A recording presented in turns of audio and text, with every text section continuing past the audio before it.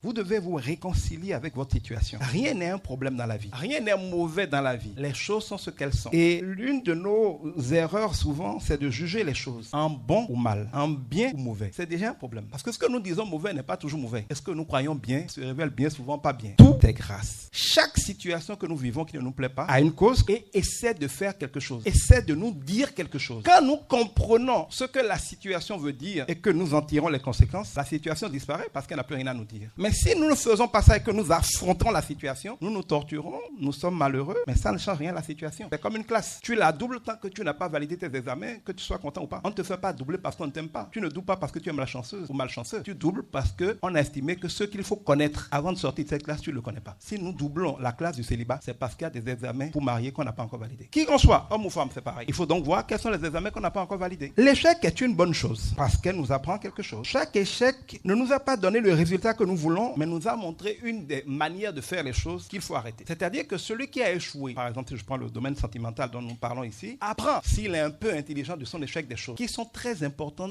pour que la prochaine fois, il soit heureux. Moi, j'ai divorcé, ça doit faire maintenant 15 ans. Mon épouse a divorcé. Je n'étais pas forcément le meilleur des maris, même si certains estiment que j'étais un bon mari. Il y a des choses que j'ai faites dans ma précédente relation que j'ai veillé à ne plus surtout jamais faire. Et j'ai vu immédiatement la différence. Il y a des gens qui connaissaient mon épouse dans son ancien mariage, qui, quand ils la voient, disent aujourd'hui, c'est pas la même personne, c'est pas possible. Elle-même, elle vous dira, ce que j'étais, c'est pas du tout ce que je suis aujourd'hui. C'est entre un loup et puis un agneau. C'est pas la même chose. Donc, quand vous voyez des gens passer d'un échec au bonheur, c'est pas qu'ils sont chanceux ou qu'elles sont chanceuses. C'est que quelque part, elles ont tiré ou ils ont tiré de l'échec certaines leçons. Ça veut dire que plus on échoue, plus on est qualifié pour réussir. Si on a l'humilité de tirer les leçons de ces échecs et qu'on n'est pas tout le temps en train d'accuser la vie, la malchance, le sorcier, la grand-mère, les hommes sont tous mauvais, les femmes sont tous mauvaises, la meilleure manière de mourir dans ces problèmes, c'est que chaque fois qu'on échoue, au lieu de chercher à voir en quoi nous avons notre part de responsabilité dans l'échec, on est tout le temps en train d'estimer que c'est la faute de quelqu'un. Il faut apprendre à se dire la vérité. Même si l'autre a fait quelque chose de mauvais, il n'a pu faire quelque chose de mauvais pour vous avoir des problèmes que parce que quelque part vous avez été con. Il faut apprendre à se regarder en face pour dire, mon chéri, ma chérie, tu as été conne. La prochaine fois, il ne faudra plus recommencer. Plus vite vous assumez votre part de responsabilité dans vos échecs, et plus rapidement vous allez en sortir parce que vous prenez le levier et vous en faites ce qu'il faut. Mais quand on dit c'est pas ma faute, ça veut dire qu'on n'a rien à faire, à part d'attendre que le bon arrive ou que la bonne arrive. Excusez-moi, vous aussi, comme beaucoup de gens, de mourir dans le célibat. Donc, l'échec,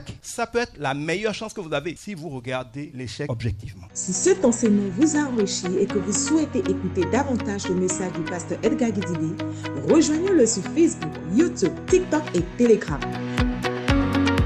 Vous pouvez également contribuer à nos actions en envoyant vos dons via le code étoile 880 étoile 41 étoile 11 01 40 dièse.